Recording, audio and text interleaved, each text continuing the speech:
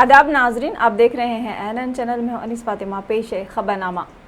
Supreme court ने जुमेरात को social media platforms और वेब पोर्टल पर जाली खबरों पर तशवीश जाहिर करते हुए कहा कि मीडिया के एक हिस्से में शाये होने वाली खबरों में फ़िरका वाराना रंग रख कर मुल्क की छवि को ख़राब किया जा सकता है। Chief justice NV Ramana, justice Suryakant और जस्टिस एएस बोपन्ना पर मुश्तमिल बेंच जाली खबरों की नशरियात पर पाबंदी के लिए जमीयत उलमाए हिंद की दरख्वास्त समेत कई दरख्वास्तों की समाअत कर रहा था। जमीयत उलमाए हिंद ने अपनी दरख्वास्त में मरकज़ से हिदायत की है कि वो निज़ामुद्दीन के मरकज़ में मजहबी इज्तिमा से मुताल्लिक़ जाली खबरें फैलाना बंद करें और उसके ज़िम्मेदारों के ख़िलाफ़ सख्त कार्रवाई करें। बेंच ने पूछा, निजी न्यूज़ चैनल के एक हिस्से में दिखाई जाने वाली हर चीज़ में फ़िरका वारियत का रंग होता है। आखिरकार इससे मुल्क की इमेज को नुकसान पहुंच रहा है। क्या आप मरकज़ ने कभी इन निजी चैनल्स को कंट्रोल करने की कोशिश की है? उन्होंने कहा, वेब पोर्टल और वेब साइट्स पर जाली खबरों और घोटालों पर कोई कंट्रोल नहीं है। अगर आप यूट्यूब देखेंगे तो आपको मालूम हो जाएगा कि कितनी आसानी से जाली खबरें फैलाई जा रही हैं और कोई भी यूट्यूब पर चैनल शुरू कर सकता है। मरकज़ ने 6 हफ्तों के बाद इस मामले पर मुख्तलिफ हाई कोर्ट से दरख्वास्तें मुंतकिल करने की दरख्वास्त पर समाअत करने पर इत्तेफाक किया है। वज़ीर आला तेलंगाना के चंद्रशेखर राव ने जुमेरात के रोज़ दोपहर 12:30 पर दिल्ली में टीआरएस के नए दफ्तर का संग बुनियाद रखा और भूमि पूजा में हिस्सा लिया। भूमि पूजा की इस तकरीब में तेलंगाना के वुज़रा, अरकान पार्लियामेंट, अरकान असम्बली और दीगर ने शिरकत की। वैदों के मंत्र के दरमियान भूमि पूजा की गई। तेलंगाना भवन की तामीर का संग बुनियाद रखने की तकरीब वसंत विहार में की गई। वसंत विहार इलाके में तकरीबन 1100 मुरबा मीटर के अहाते में तेलंगाना भवन की इमारत तामीर की जाएगी।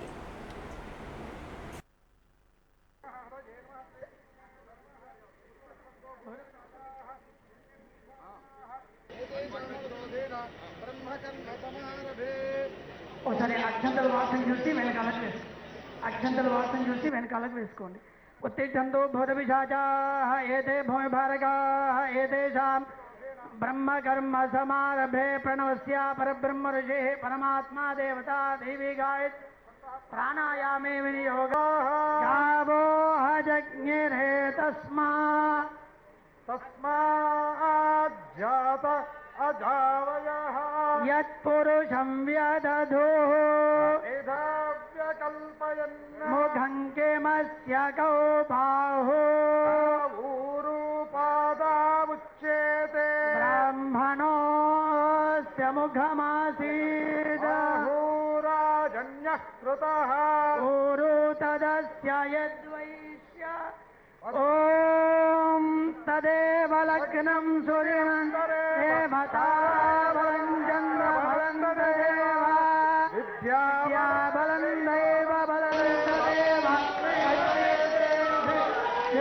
स्मरामि।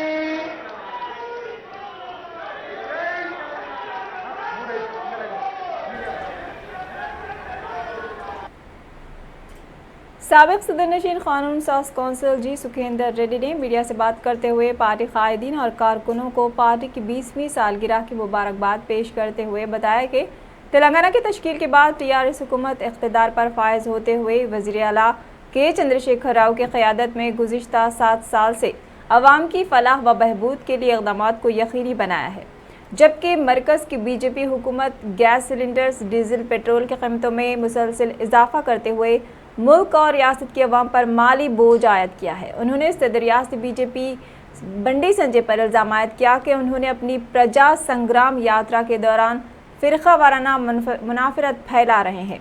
साबिक सदरनशीन कानून साज कौंसिल जी सुखेंदर रेड्डी ने दावा किया है कि रियासत में केसीआर से कट्टर हिंदू कोई नहीं है।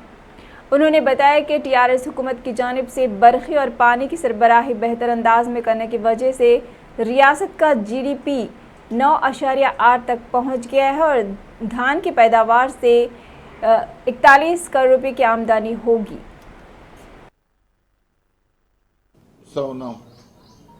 నిన్న కూడా గ్యాస్ ధరలు పెంచినారు. పెట్రోల్ డీజిల్కి అదుపు లేకుండా పోతా ఉన్నది. వీటి ప్రభావం నిత్యావసర సరుకుల మీద పడతా ఉన్నది. అటువంటి బీజేపీ పార్టీ రాష్ట్ర అధ్యక్షుడు రోజు ఆయన పాదయాత్రలో టీఆర్ఎస్ పార్టీని కానీ కేసీఆర్ని కానీ ఈ ప్రభుత్వాన్ని కానీ విషయం అవగాహన లేకుండా ఇష్టం వచ్చినట్టు మాట్లాడతాం. 80% హిందువులు ఏకం కావాలనేటువంటి నినాదం ఏదైతే ఉందో అది దేశద్రోహం కిందకు వస్తుంది. మతోన్మాదాన్ని పెంచి పోషించేటటువంటి దాంట్లో భాగం అది. 7 సంవత్సరాలుగా ఈ రాష్ట్రంలో మత సామరస్యంతో శాంతి భద్రతతో ఎలాంటి కల్లోలాలకు అవకాశం లేకుండా మత కల్లోలాలు సృష్టించాలనేటువంటి ఒక దురుద్దేశంతో బండి సంజయ్ గారి పాదయాత్ర జరుగుతూ ఉంది. అది సంగ్రామ యాత్ర కాదు, ప్రజా కంటక యాత్రగా మారింది కూడా కనబడతా ఉంది. దీన్ని తెలంగాణ ప్రజలందరూ, యావత్ ప్రజలందరూ గమనించాలా. బీజేపీకి గుణపాఠం చెప్పాల్సినటువంటి అవసరం ఉన్నది. 1,00,000 నాగన్లతో ప్రగతి భవన్ చూస్తాడు. ప్రగతి భవన్ వద్దే ప్రభుత్వాన్ని, ముఖ్యమంత్రి కార్యాలయము, ఏ ముఖ్యమంత్రి వస్తే ఆ ముఖ్యమంత్రి ఉంటాడు దాంట్లో. దాన్ని దున్నే కార్యక్రమం ఏదో నాకు అర్థం కాలేదు. తప్పనిసరిగా కేంద్ర ప్రభుత్వం सदर तेलंगाना प्रदेश कांग्रेस कमेटी व रुकन पार्लियामेंट रेवंत रेड्डी ने मुत्तहिदा आंध्र प्रदेश के साबिक चीफ मिनिस्टर आंजहानी डॉक्टर वाईएस राजशेखर रेड्डी की बरसी के मौके पर गांधी भवन में राजशेखर रेड्डी की तस्वीर पर फूल मालाएं पेश करते हुए उनकी खदमात को ज़बरदस्त खिराज पेश किया। इस मौके पर उन्होंने कहा कि राजशेखर रेड्डी ने अपने दौरे इख्तिदार में तलबा को फीस रीइंबर्समेंट फराहम करने के अलावा आरोग्यश्री स्कीम मुतारफ कराई और उनका सबसे बड़ा कारनामा मुसलमानों को 4% तहफ़्फ़ुज़ात फराहम करना है। इस मौके पर साबिक़ रुकन राज्यसभा के वीपी रामचंद्र राव, साबिक़ वज़ीर पी लक्ष्मैया, सीनियर कायद मोहम्मद अली शब्बीर, नायब सदर तेलंगाना प्रदेश कांग्रेस कमेटी मल्लू रवि, सदर तेलंगाना महिला कांग्रेस सुनीता राव और दीगर भी मौजूद थे।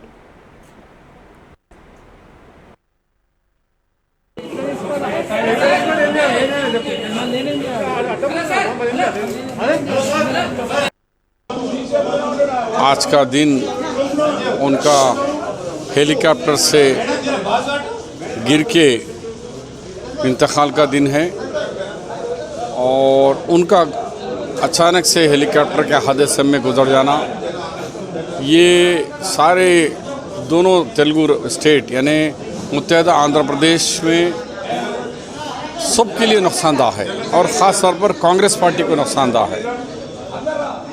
और राजशेखर रेड्डी साहब के दौर में ख़ास तौर पर नौजवानों के लिए फ़ीस रिएम्बर्समेंट और मुसलमानों के लिए 5% बाद में 4% का रिजर्वेशन लाने में, फ़ीस रिएम्बर्समेंट देने में, आज जो शादी मुबारक का स्कीम बोले हैं वो भी राजशेखर रेड्डी साहब और मेरे दौर में हैं।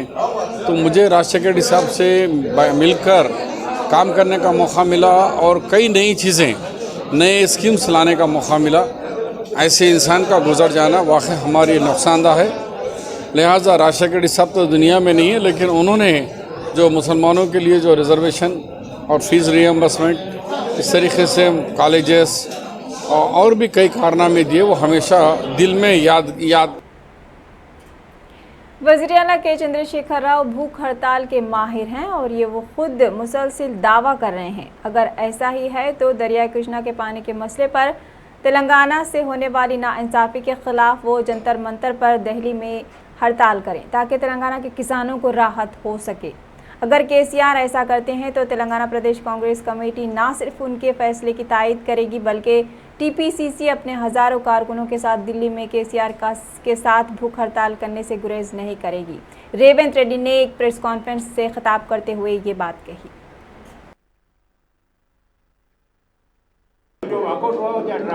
अरे वो पूरा सारा डिसीजन होने के बाद दस्तखत लगा के बाद कैसे भी घर जाना है। 8 घंटे बैठने के बाद वॉकआउट का मतलब क्या है? अगर डिसीजन नहीं हुए, डिसीजन रिजेक्ट किए तो वॉकआउट है। अगर डिसेंट नोट वहाँ बनाए तो वॉकआउट की मतलब होती है। ये तो वॉकआउट के नहीं है, खाली दिखाने के लिए। हाथी का दांत खाने का अलग है, दिखाने के अलग है। केसीआर का भी अंदर दस्तखत अलग रहता है, बाहर आके और कुछ कहानी बोलते रहेगा। ये केसीआर कहानी सुनने के लिए कोई तेलंगाना अवाम तैयार नहीं है। ऐसे झूठे बातों से 7 साल से सरकार चल रही है। केसीआर आदि कवि है। ये पोतिरेड्डिपाडु जल ले जाने के लिए, और संगमंडा रायलसीमा लिफ्ट जो बनाए जीवो नंबर 203, वो जीवो ने बनाए प्रगति भवन में, इनके आतर केसीआर है।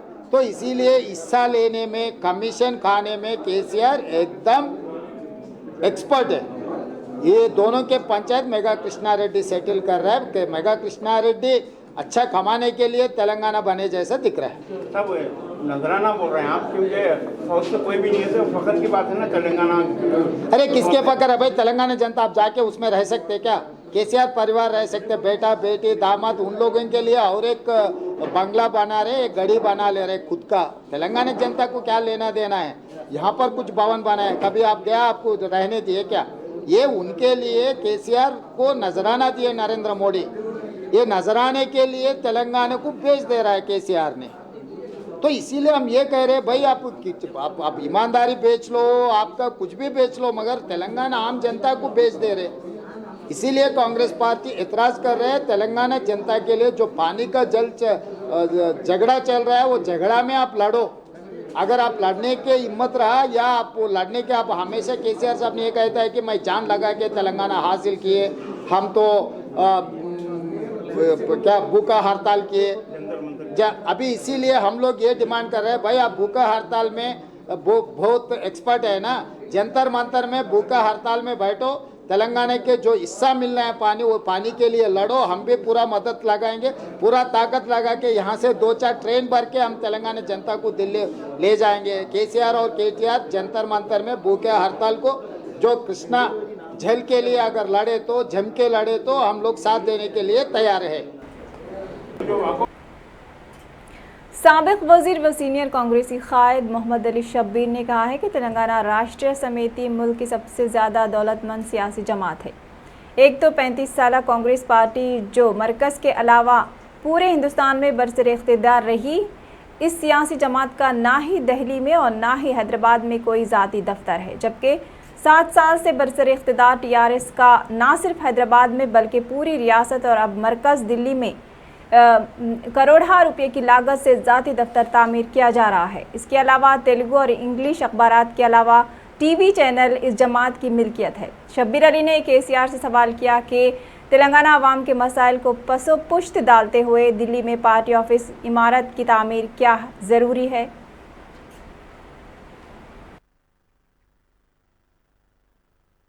आवाम का मसला था और एपेक्स मीटिंग चल रही थी। ये मीटिंग छोड़कर एक दिन पहले जाके आप डिनर ना कर रहे, ये 2 करोड़ आवाम को हवा में छोड़ दिए। तेलंगाना का जो लड़ाई थी, पानी की लड़ाई को छोड़ दिया और जाकर दावत खा रहे। आज पूजा है आपका, आज सुबह जा सकते थे। हमारे को भवन बनाने से इतराज हमारा क्या है कि एक छोटी सी पार्टी इतने कम अरसे में 12 साल के अंदर नमस्ते तेलंगाना पेपर आ गया, टुडे इंग्लिश पेपर आ गया, एक चैनल आ गया, उसके बाद हर डिस्ट्रिक्ट में एक बिल्डिंग आ गई, अब दिल्ली में भी बिल्डिंग आ गई। बताओ कांग्रेस पार्टी का 135 साल में अभी तक हमको हेड ऑफिस हमारे को कांग्रेस ऑफिस, ये भी किराए की बिल्डिंग है, गांधी भवन भी किराए के 1 रुपया किराया हम लोग देते, लीज पे हम लोग। तो कांग्रेस पार्टी को अब तक ऑफिस नहीं है, दिल्ली में है, यहाँ है, वहां भी किराए को, यहाँ भी किराए को, जो आजादी दिलाई। लेकिन ये पार्टियों का कितना करप्शन है, कितना लूट है, ये अवाम का लूट। साबिक वज़ीर आपाशी व सीनियर कांग्रेसी कायद पोन्नाला लक्ष्मయ్య ने दावा किया कि साबिक वज़ीर आला आनजहां ने डॉक्टर वाईएस राजशेखर रेड्डी दरियाई कृष्णा और गोदावरी के पानी को मुत्तहिदा रियासत आंध्र प्रदेश के किसानों की ज़िंदगी में खुशहाली लाने के लिए आपाशी प्रोजेक्ट का आगाज़ किया था, मगर बदकिस्मती से एक हादसे में उनकी मौत ने प्रोजेक्ट्स को मुकम्मल होने नहीं दिया। तेलंगाना की तश्कील के बाद वज़ीर आला के चंद्रशेखर राव ने तेलंगाना आपाशी प्रोजेक्ट्स की तकमील के लिए 8,500 करोड़ रुपये की ज़रूरत जाहिर की थी। ताहम 1 लाख करोड़ रुपये से ज़्यादा खर्चे के बावजूद तेलंगाना के वो प्रोजेक्ट्स जो वाईएस ने शुरू किए थे आज तक पाए तकमील को नहीं पहुँचे, जिसकी वजह से वाईएस का ख्वाब शर्मिंदा ताबीर न हो सका।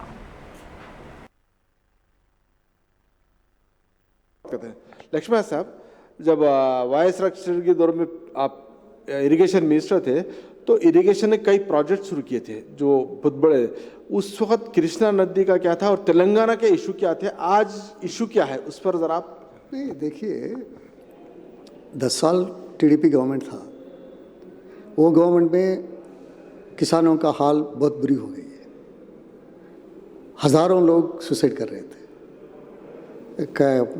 Support price was not getting, power was not available, irrigation facilities were not available. So किसान कैसे बढ़ सकता है, कैसा ज़िंदगी गुजार सकता है? अगर किसान अच्छा है, किसान पैदा करते हैं तो दूसरे लोगों को खाना मिलता है, हैं? ये बात 2004 में राजशेखर रेड्डी रियलाइज़ किया, हम प्रोग्राम बना दिए।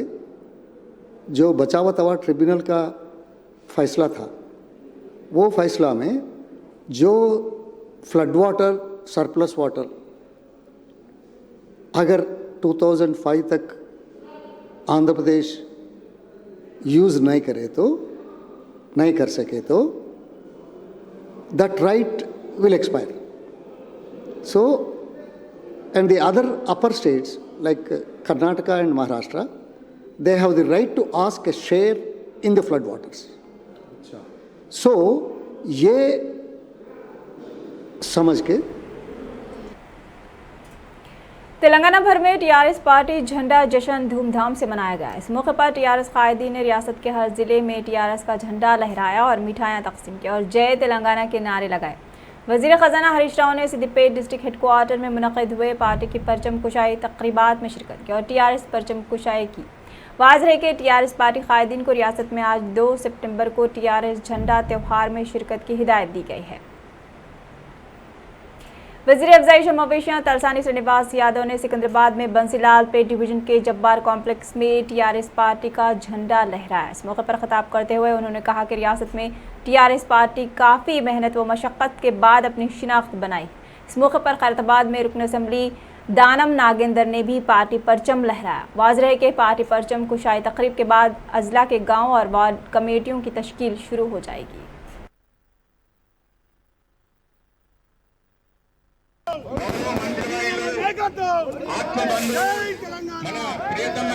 శ్రీనివాస్ యాదవ్ గారికి స్వాగతం, సుస్వాగతం. శ్రీనివాస్ యాదవ్ గారి నాయకత్వం.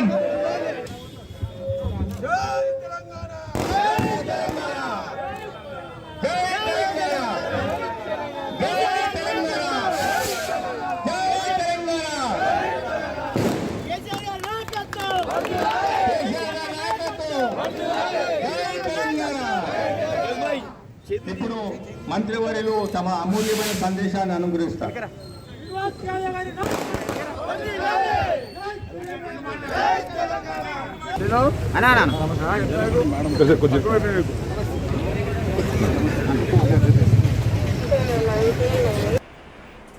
मुत्तहिदा आंध्र प्रदेश के साबिक चीफ मिनिस्टर रामजहां ने डॉक्टर वाईएस राजशेखर रेड्डी की 12वीं बरसी के मौके पर आंध्र प्रदेश के chief minister YS Jaganmohan Reddy ने अपने अपराधी खानदान के हमरा एडुलापाया में वाक़े वाईएसआर घाट पहुंचकर उन्हें गुलहाए अक़ीदत पेश करते हुए ज़बरदस्त खिराज पेश किया।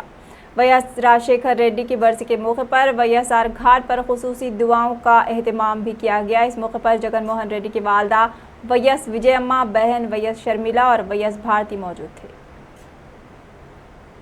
साबिक वजीर व बीजेपी कायद ई राजेंद्र ने मीडिया से बात करते हुए वजीर फाइनेंस हरीश राव पर निचली सतह की सियासत करने का इल्ज़ाम आयद किया है।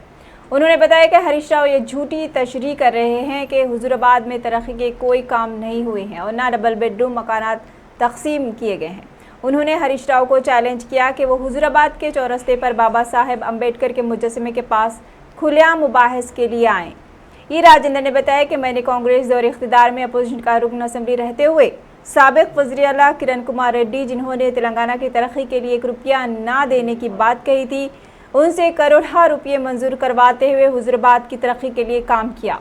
उन्होंने हरीश राव से सवाल किया कि उनके हल्के असम्बली सिद्दीपेट में वज़ीर आला के चंद्रशेखर राव के हल्के गजबेल में और के.टी. रामाराव के हल्के असम्बली सिरिसिला में कितने डबल बेडरूम मकानात तामीर किए गए, इसकी वजाहत करें।